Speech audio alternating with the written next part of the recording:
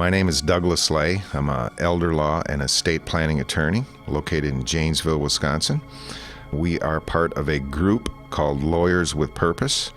Currently, there's a little over 200 law firms just like ours in 30 plus states in the United States that do this kind of planning. My background is I was a financial advisor, and I gravitated towards special needs planning for families with special needs children and parents and grandparents that want to make sure that those children are taken care of when they're gone. And I found that there were no lawyers that really worked on that type of estate planning. That was something they would put on their special needs hat rather than have a full understanding of how those rules work, because they're federal rules. So our group of Lawyers with Purpose we practice under federal law with Medicaid, with the Veterans Administration, with Medicare. Those are all very big bureaucracies that have their own rules and regulations. So the reason I do this is because of family. It's all about family. You can see a picture there of my family. You can see I have lots of girls in my family. The one over on the left is my son. He's also one of our paralegals. And the young lady on the right is our client services coordinator. That's Becky. She works in our law firm. All those daughters I have lots of son-in-laws also. And another reason I do this is I want to make sure the family is taken care of, mainly my wife. My spouse is taken care of should anything happen to me. So that's the type of planning that we do. We have a great team of people in our office that handle this, and we have a great backup of Lawyers with Purpose. So this is all about family. This is what most people want to know. I do a lot of these workshops, and folks have no idea what this is all about, but they do have preconceived notions about what this is about. So these are the questions that they commonly ask. Can I protect my stuff? Now, stuff is a highly technical legal term for stuff. You all have it. You all know what it is. Can I protect that from the government? Can I protect it from long-term care? And can I protect it from family? Now, why would you want to protect your stuff from family? We will get into that. And how do I do that? What is a trust? And what's the difference between a revocable trust and an irrevocable trust? How can I avoid probate? Do I need to? Can or should I give my stuff to the kids or to others, my house, things like that? And if I do give my stuff away, will it take 60 months for it to be safe? 60 months is that 5-year look back that everyone has heard about. That's a Medicaid rule of giving things away and creating a divestment penalty. What is a power of attorney? What's a living will? What's a healthcare proxy? What's the difference between these, and which one do I need? How can I plan for my disabled beneficiaries? Are my IRAs safe? Do I need special planning for them? Most people don't know that the law changed in 2013, and inherited IRAs are no longer creditor protected for your heirs, your beneficiaries. And the last question most people ask is, how can I avoid estate taxes? That is a current issue right now in our tax planning. Currently, each individual is allowed to give away $5.49 million. There aren't very many people here in this workshop that are concerned with that.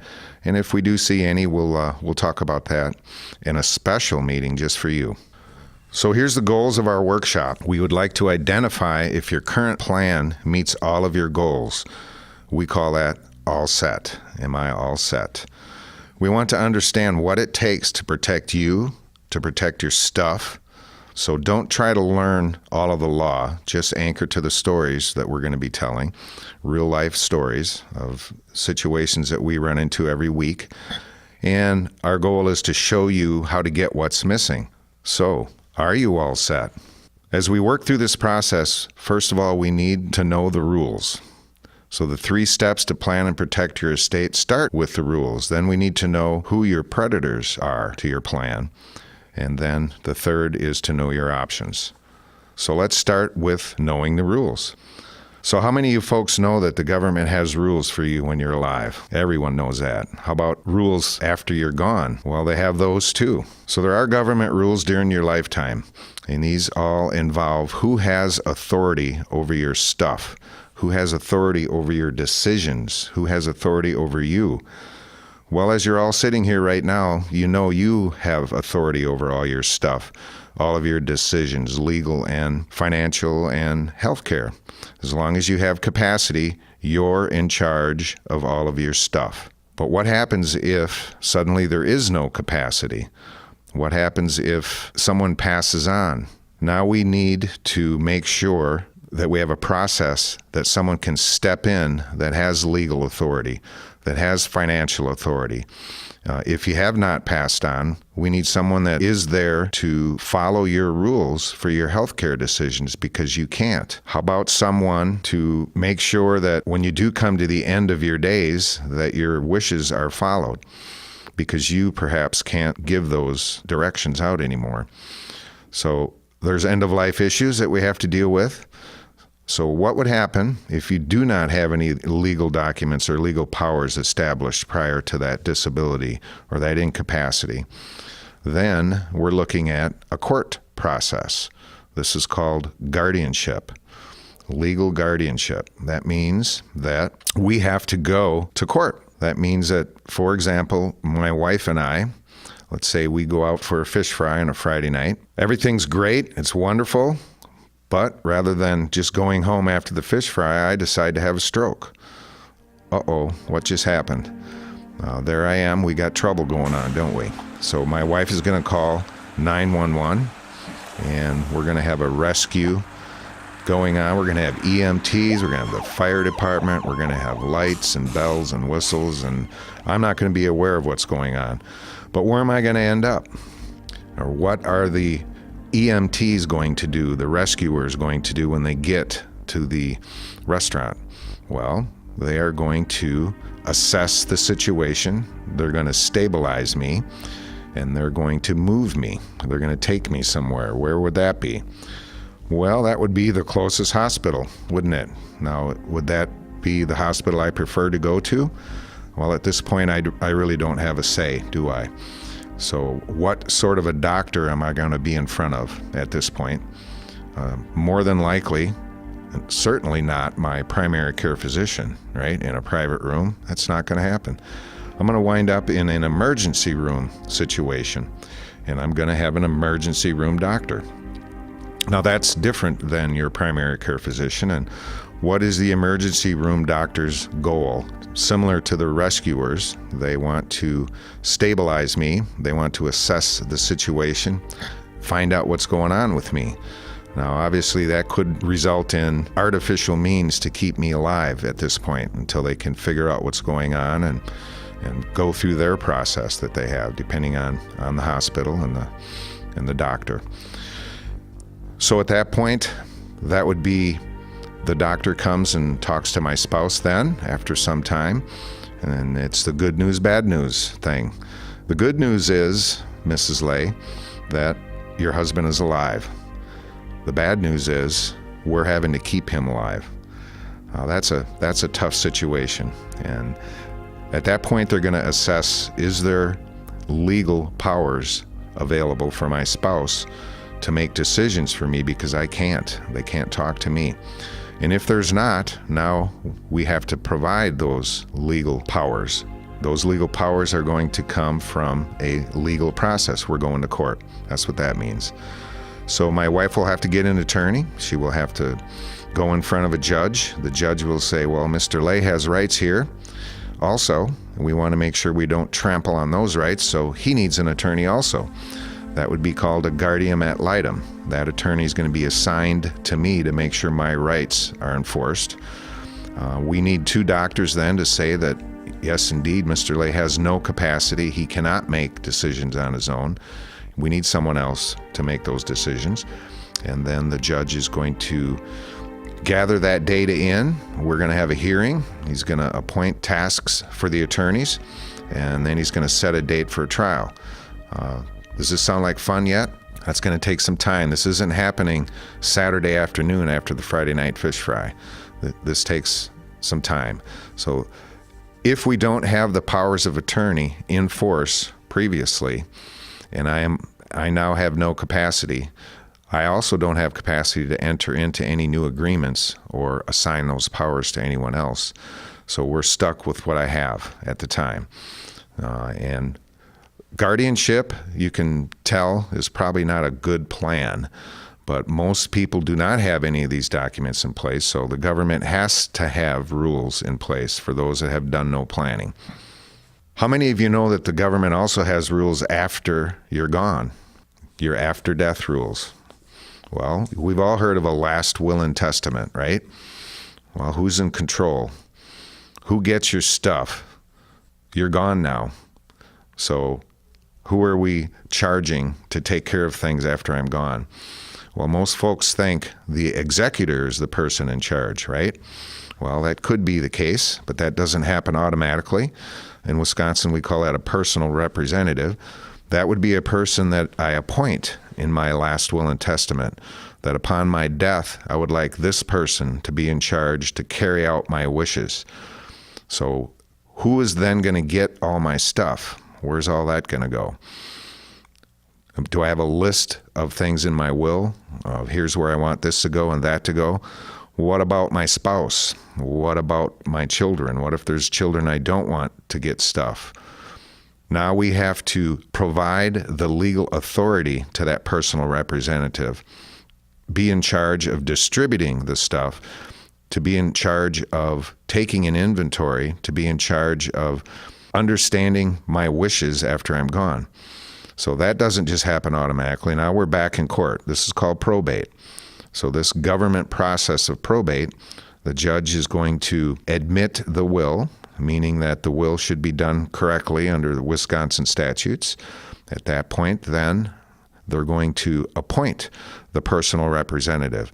Hopefully that personal representative is the same person that you requested in your last will and testament, but it doesn't necessarily have to be. It's up to the judge. Now that personal representative gets appointed and is given the power to follow your wishes in your last will and testament. So that sounds like fun, doesn't it? And it also sounds like that happens really quick. Indeed, it does not. That legal process does give government control of how things go after you're gone.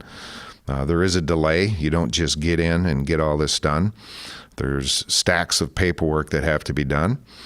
Prior to the judge seeing the paperwork, all the I's need to be dotted and the T's crossed. And it's also a very public process. In other words, I have to have an inventory taken of all my stuff, and that is a public inventory. These are the assets that will go through probate, and any person can go online. Any court process is an open process, and anyone can go online and look at that inventory of that probate and see what I have, what kind of stuff do I have, what's going through probate. This sounds a little costly too. Notice the cost spread there, 5% to 20%, according to AARP. The reason there's such a big spread there is $1 million estate takes the same amount of paperwork as a $100,000 estate. So there is quite a spread. And the reality is it is a lot of paperwork. There's a lot of I's that need to be dotted, T's crossed. Most of the time that's done by paralegals. The attorney reviews the process and paperwork prior to submitting it to the court, and the clerk of courts reviews the process prior to giving it to the judge. And the judge is then tasked with moving the cases through on that particular day. That is that process, and it can be quite costly and quite time-consuming, and it's optional. You can plan completely around probate. If you have a will, you will go to probate. What if you don't have a will and you have assets that should go through probate? Well, guess what? The government has rules for that too. That's called intestate probate. You have a will, you're going to probate. You don't have a will, you're going to probate. Those are your options if you have assets that pass by probate. Here we like to talk about the distinction between documents versus planning. Most of you, as we talk about these things, you can relate to documents that you've heard about, these power of attorneys, these healthcare proxies, this last will and testament. Those are documents. What we like to talk about is planning. estate planning documents, and we put your voice into those documents. This is your own rule book. How do you want things to be handled? Should you have incapacity? Should you be deceased? You want your plan followed. We run into this a lot with power of attorney for finances. There are statutory forms, and folks that I talk to say, well, what kind of a statutory form or what kind of a power of attorney do you have? You have the regular one, right? Well, most people are like, what do you mean the regular one? What is that? What folks don't know is that there are rules in every state, statutory rules, to make sure that the folks that have not done any planning, there's still things that need to happen after you're incapacitated or deceased, and they don't want these things settled with pitchforks and shotguns. So there are rules in case folks have not done any planning. And the fact is, it's a very, very high percentage of people that have done no planning. So what most people think is, what do the kids fight about after something happens? Most folks think it's all about money, correct? It's all about money and stuff. Well, it's not. The fact is, when we do have an incapacity issue, and we have healthcare decisions that need to be made, it's all about who's making those decisions now, who's in charge of things. Many families, you have kids that maybe they all don't live in the same town anymore. You have one child that may be more astute at financial things. You may have a child that's more astute with healthcare issues. So as a rule, families will put those children in charge of those things, and the other kids are left wondering what's going on. Now we have an emergency, and it turns into, you get the phone call from the child out of state. Well, what's going on? What's going on with mom? And the child at home, who happens to be in charge of healthcare decisions, says, well, here's what we're doing. And the child in St. Louis says, well, what are you doing that for? That's not what mom wanted. And that turns into a fight. And next thing you know, you have a child from another state getting their own lawyer to find out what's going on with finances, to find out what's going on with healthcare decisions, and it just turns into a mess. It's not a good thing. One thing most folks don't understand is that the agent or the proxy, the one that you've put in charge, it's not them making the decisions. Their job is to enforce your decisions. That's called planning. You want the power of attorney to have your wishes written down of how these rules are to be followed. This is what I want to have happen if this, that, or another happens. So the agent or the proxy is not making the decision. They're following your rules. We run into this a lot with the statutory powers of attorney. How much power does that agent have if we have to do planning that is involving moving assets around in an estate? If we don't have that rule written down and authorized, we can't do that kind of planning. If we do need some emergency planning, we may end up having to do a guardianship anyway, even if we had the proper document in force, and then we're at the mercy of the court for any type of planning we may want to do. The other thing we run into are documents that have too much power, what we call a super blank check. We're allowing our agent to do more than is required based on our rules, so we want to make sure that we have language and planning your rule book in place that says, here's what you can do.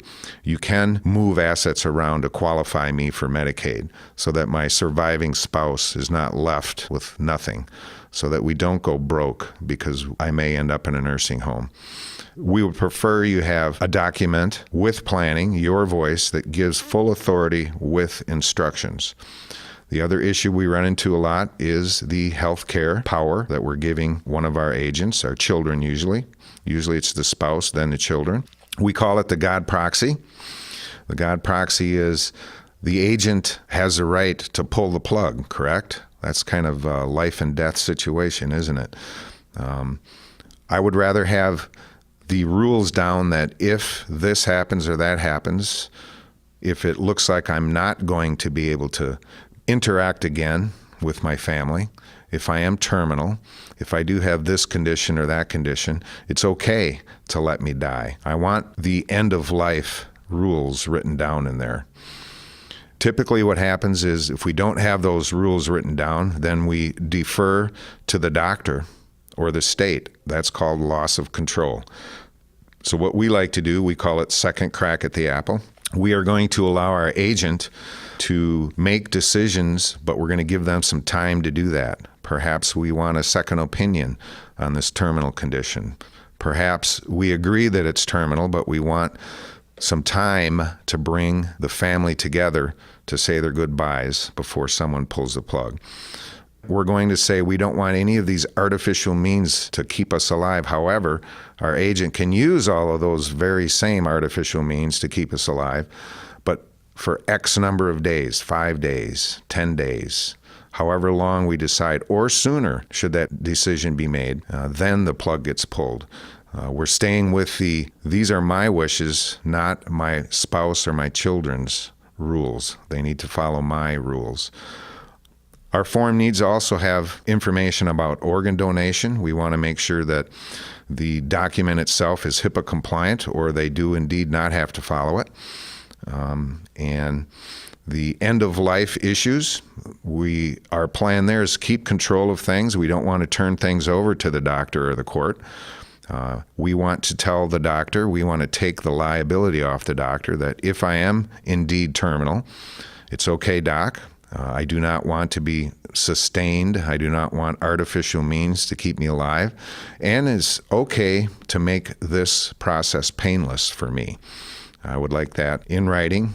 The idea there is we take the liability off the doctor that these are my wishes, and I would like my wishes followed. And doctors love that. Another process that we do is called a personal care plan. It's an excellent document. This would be if I'm in a position where I'm in a nursing home or I am in a facility and I cannot express my wishes on my care, I would like this in writing. This is the care I would like. These are the things I would like to watch on TV. These are the things I would like to do if I can, if I have the capability. I like to go outside. I like to go to public places. These are the things I like to eat, or more importantly, these are the things I will not eat. Don't put this in front of me. We find these documents to be extremely useful to our clients when they're in that position, and the healthcare providers love these documents, especially if there's dementia or memory care issues involved. It tends to keep the patient, me, calm when I'm being treated the way I'm used to being treated. And the CNAs and the other LPNs and the other folks that do the hard work of providing that care find that they get better results treating the client with the care that they normally would experience at home. The other document that we want to plan around is that last will and testament. We already touched on the probate process, which is an optional process, which is something most people do want to plan around. Section 2, we need to know your predators. What kind of predators do we have to our estate plans? Well, there's government predators, there's long-term care costs, there's your family, and there's lawsuits. Let's talk about government being predatory. We've touched already on the guardianship, not a very good option. We've touched already on probate, not a very good option. But what about taxes? This can be an issue. Again, not very many people currently have more than $5.49 million. Each individual is allowed to give that away in their lifetime before there's any federal estate tax. However, if you do have more than $5.49 million as an individual and are presented with an estate tax issue after death, then most of those folks also have IRAs, and the reality is estate tax percentage starts at 40%, and then you have tax on IRAs also. You can actually get up in the 70% range where you thought a lot of your assets were indeed going to your loved ones, but Uncle Sam jumps in between and takes a significant amount of that money away. State of Wisconsin is not shy about that either. If you do have estate tax issues, state of Wisconsin will get their share also. One issue that most folks aren't familiar with is the capital gains or the step up in value. When an heir inherits property that has a capital gains basis, upon death it steps up in value. What we find is some planning that people have done previously, selling the house to the child for $1 or gifting assets prior to death. When you do gifting, you also gift that cost basis over to the recipient. In other words, if I bought that house for $25,000 40 years ago, it's now worth $250,000, and I gift that house to my son to protect it from Medicaid. Upon my death, my son may want to sell that house, and when he goes to sell it, he's going to be surprised to find that the cost basis of $25,000 stayed with the house and the gift, and that child will be subject to 15 to 20% capital gains tax, which they weren't planning on. That can be a rude awakening. Long-term care cost. How can long-term care costs be a predator to your estate? Well, as you can see with these numbers, it can be quite expensive to self-pay for long-term care, whether it be a nursing home, assisted living, or indeed staying at home. Now, you don't have to like it, but this is the way it is. So who's paying for it? Well, everyone wants Medicaid to pay for it. So what are the rules for Medicaid? Medicaid. What in the world is Medicaid? Have you heard with Medicaid that they can take your home? Have you heard with Medicaid that you have to give your assets away to protect them? And if you do give your assets away, you have to wait 60 months to qualify. That would be the 5-year look back. Well, indeed, Medicaid is a complex set of rules and exceptions.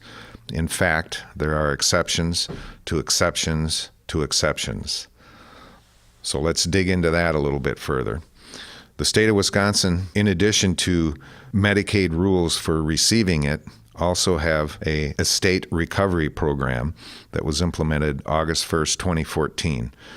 What they've done here is if someone receives Medicaid prior to death, in other words, you wind up in a nursing home and you've spent down to basically nothing, and the state of Wisconsin steps in and Medicaid pays your long-term care bill for the facility. When you pass on, there's an outstanding bill, and the state of Wisconsin will come looking to recover that money. They changed that law August 1st, 2014.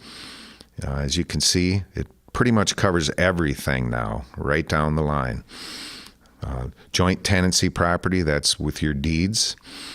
Joint tenant with the right of survivorship, they can step in there, put liens on property.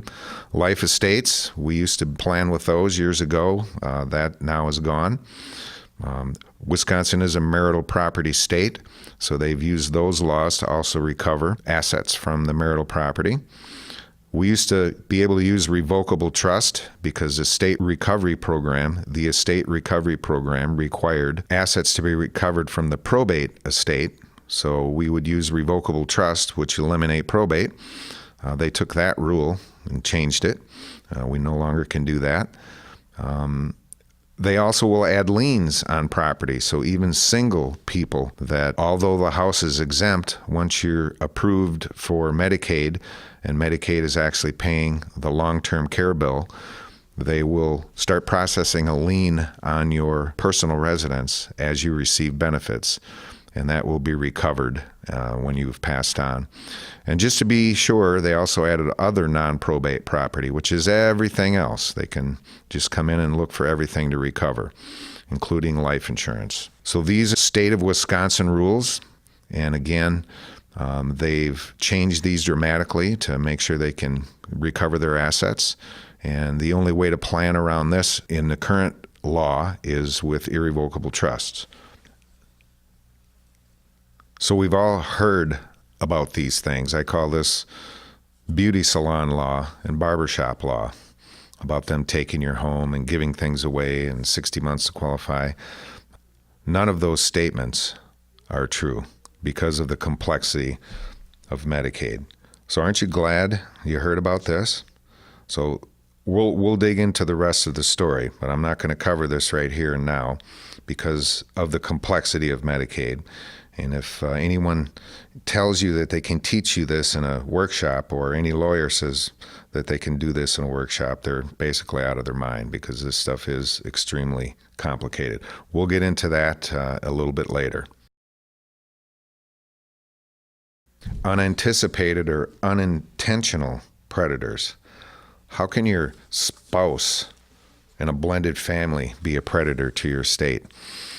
These are things that most folks don't think about, and in many cases, their documents don't address these issues.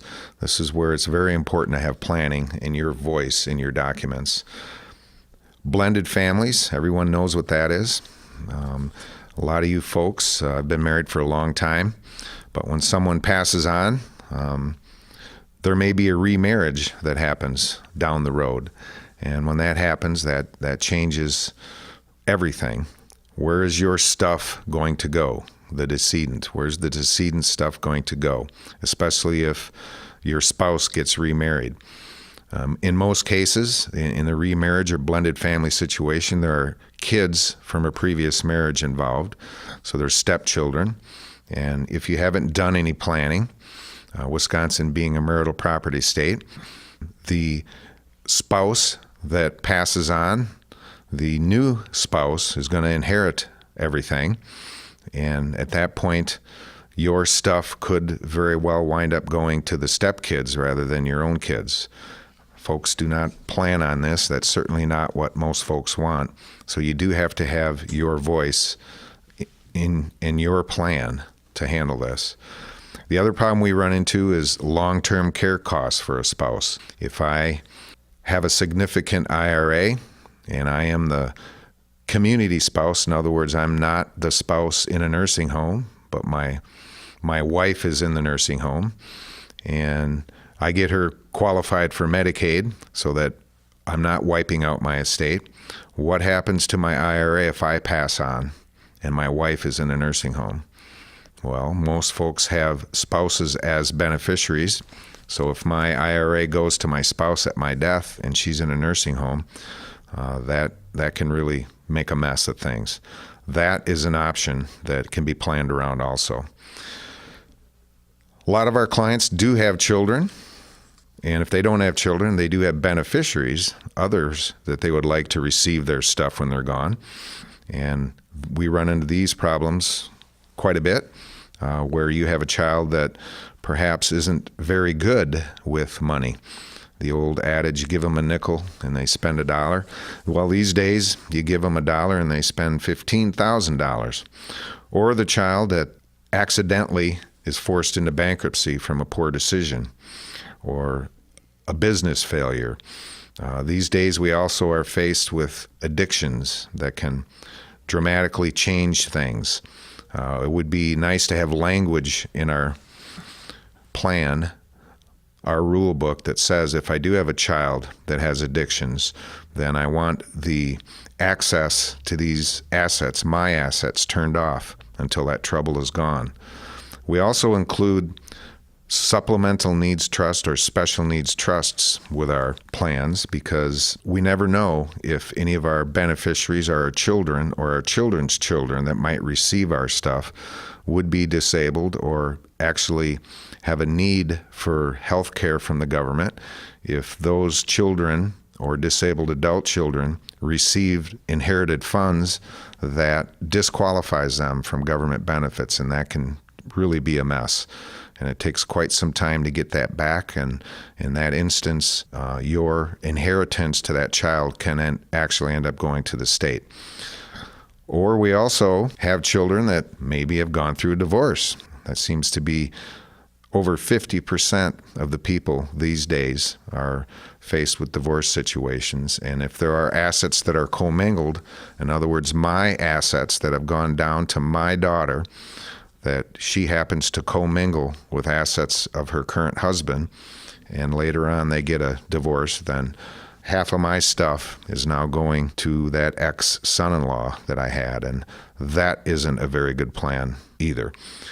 The other thing we run into is when grandchildren or great-grandchildren If I would like to give them something additional to help them with their education, that can actually interfere with any of their student loans or grants or any of the other things they might receive from being that smart little grandchild. So we work around that also.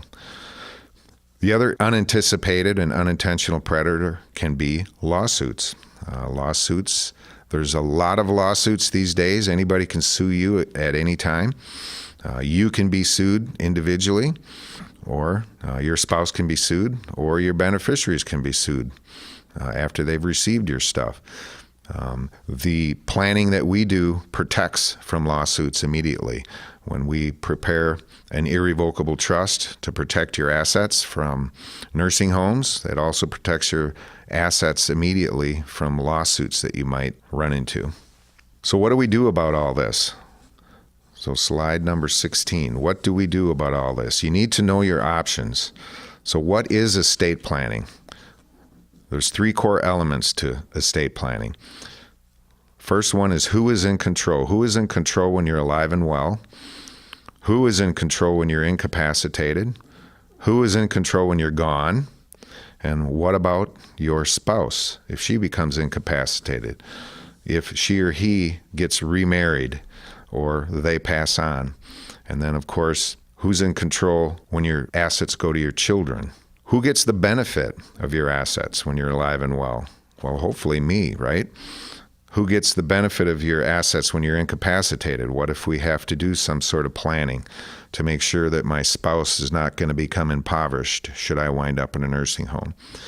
How about when I'm gone? Do I want my assets protected as they go to my wife for her as she continues to live on so that she doesn't have a dramatic change in her style of living? Would like that done. What if my spouse then becomes incapacitated after I'm gone? What if she becomes remarried? What happens to my stuff after she's gone? We want our own rule book to control these things. And then, of course, ultimately, I want what's left of my stuff to go to my children. There's a lot of things that can interfere with that, so we want rules that are going to cover that and protect our stuff. These are the typical goals of an estate plan. This is what most people want.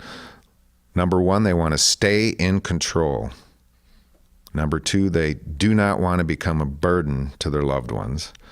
And number 3, they want to keep it simple. So our goals for your plan is to know the difference between documents and planning. That's making your own rule book. And we want you to understand all of the costs and how to minimize them. There's a lot of things that can interfere with your retirement plan. And nursing home and long-term care is a huge one, not to mention the other predators and unintentional predators that we talked about. And we want you to know your options and to choose the plan that's right for you. Option 1, well, this is what most people do, is they use the government's rules. We talked about guardianship. That's a legal process that's in force for those that have not planned. We talked about probate. That's what a very large percentage of people after they are deceased wind up in the probate process, which can be quite cumbersome, and also estate administration. Those are the government's rules. How do things move through your estate to the beneficiary, to the heir? Those are government's rules. Option 2, how do we protect from long-term care costs? How do we minimize the cost so that you can afford the care that you desire? There's a lot of different ways of doing this. Of course, we talked about the costs of nursing home, staying at home, assisted living, or actual 24/7 nursing home facility. Well, you can privately pay for that. You can transfer the risk away from your estate to long-term care insurance. That's an excellent option, but most people have not done that. It can be quite expensive, and you have to qualify for it. We also have community Medicaid and Veterans Aid and Attendance plans that are available. Virtually everyone can qualify for these plans within 30 days if we've done the pre-planning. We can also use Medicaid to cover the costs of long-term care so that your spouse does not become impoverished and that your family does not go broke in a nursing home. So let's talk about a couple of real live cases. We're going to introduce you to Mary Smith, and we're going to take a look at the Richards in pre-planning. Let's start with taking a look at the rules. These are the government rules and the state of Wisconsin rules for Medicaid. You can see there's a lot of numbers and a lot of stuff there. This is very complicated. We don't have time to go into each and every one of these issues in this type of a workshop. But you can see that there's divestment penalties, there's individual resource allowances. These are the rules that the government allows you to prevent your spouse from becoming impoverished. They're very strict, and in my opinion, too strict. So we need to plan around that. So here's a real life case. Meet Mary Smith. Mom has to go into a nursing home. So Mary has called the office, and she is in charge of figuring out what are we going to do now. They have a house, they have a car, they've got some cash, and they've got some investments. So she has to go in the nursing home. So how much did you think Mary thought that the family was going to lose in this case? Well, Mary pretty much thought they were going to lose almost everything. She did have a discussion with the family lawyer prior to talking to us. And what did that lawyer tell her? Well, that lawyer told her about the rules that Medicaid has, and that they were going to lose pretty much everything except $122,000 thereabouts. And that sounded pretty draconian. So what did we tell her? Well, we told her that mom and dad would qualify for Medicaid immediately, and they would lose nothing.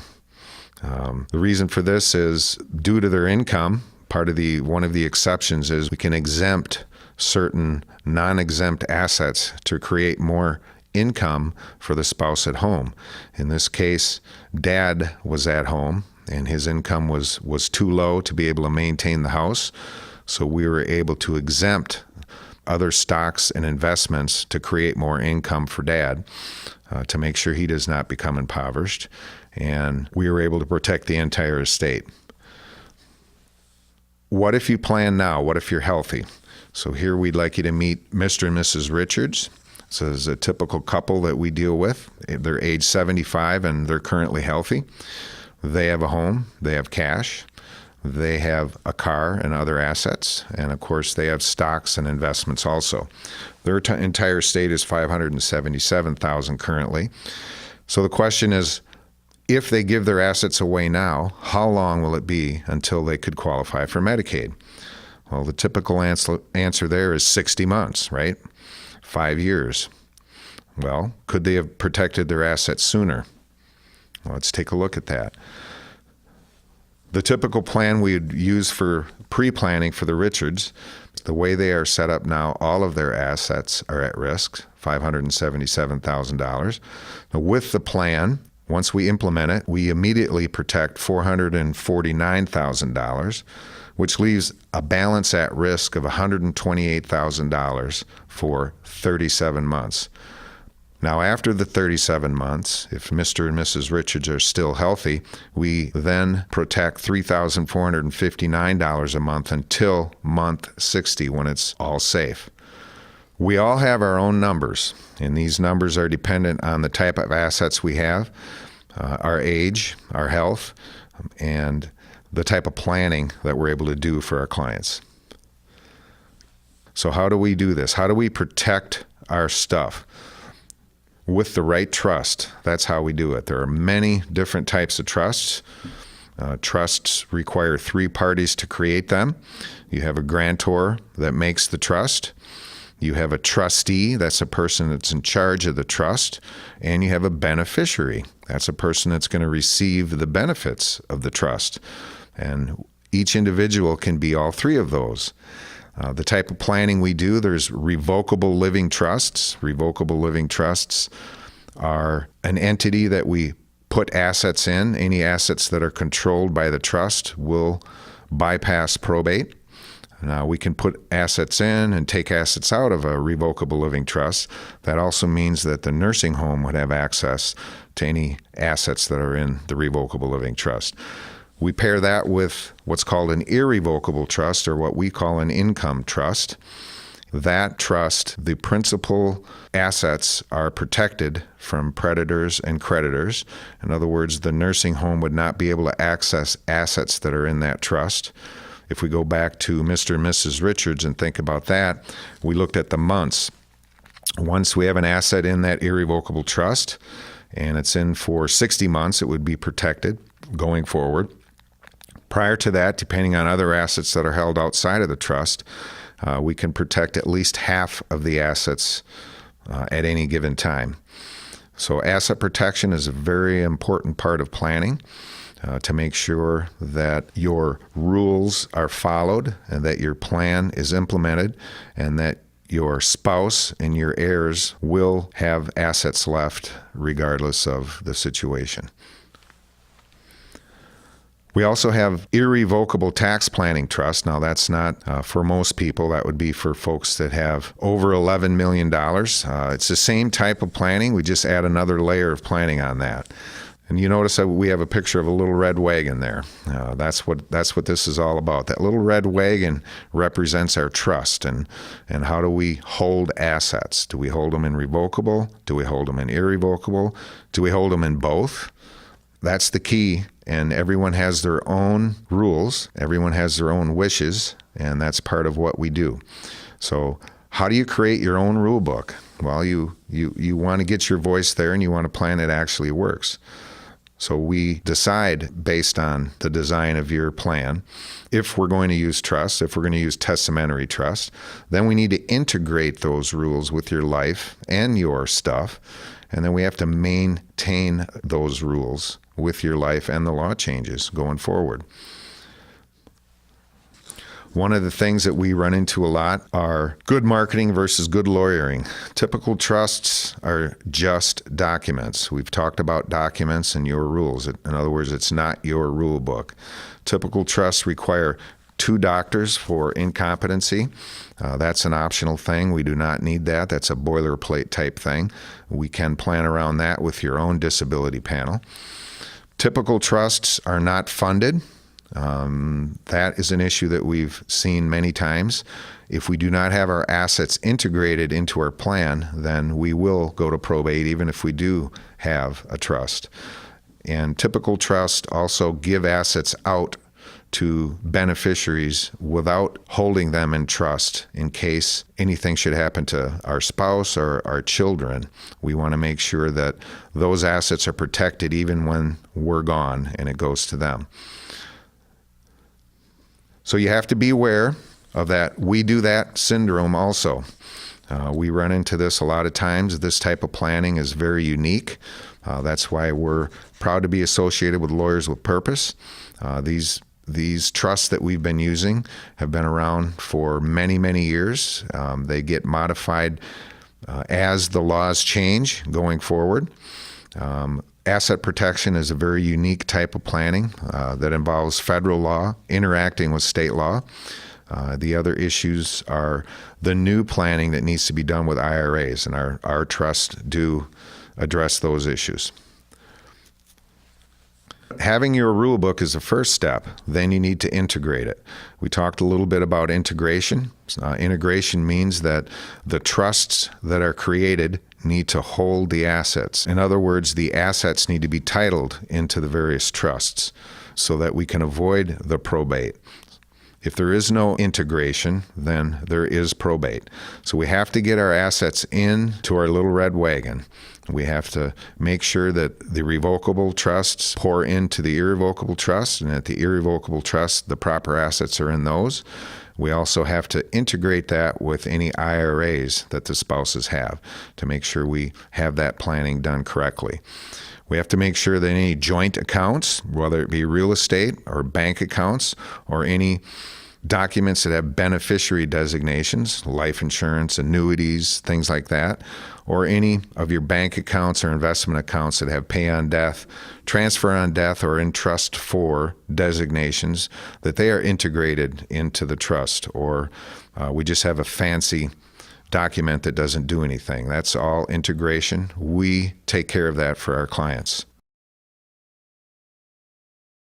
Question is, once I create my rule book and integrate it, am I finally all set? Well, we hope that we are all set, right? But that all depends because things change. Families' dynamics change, our finances change, certainly our health changes as we get older, and the law can also change. So are we all set? Well, we do need to maintain it. Maintaining your plan, maintaining your rule book. This is our TLC plan, which stands for Thorough, Lifetime, and Complete. And this is a plan that we put in place because of law changes in 2016. Now all of our clients have the option and a fee guarantee program that allows you unlimited access to us and any of our professionals that we work with. We provide quarterly newsletters. We have a private website. We have an annual update because we do need to know and keep track of where your assets are, how they're doing, how your health is, how your family's doing. We have social events to stay in touch and make sure we're all on the same page. We also have an option that when we settle your rule book, that we have a fee guarantee. Our trusts are designed for your beneficiaries to settle themselves, but some folks don't want to deal with that. They would prefer to have a lawyer settle their estate, so we take care of that. So this maintenance plan is an annual program that we have found people are delighted with.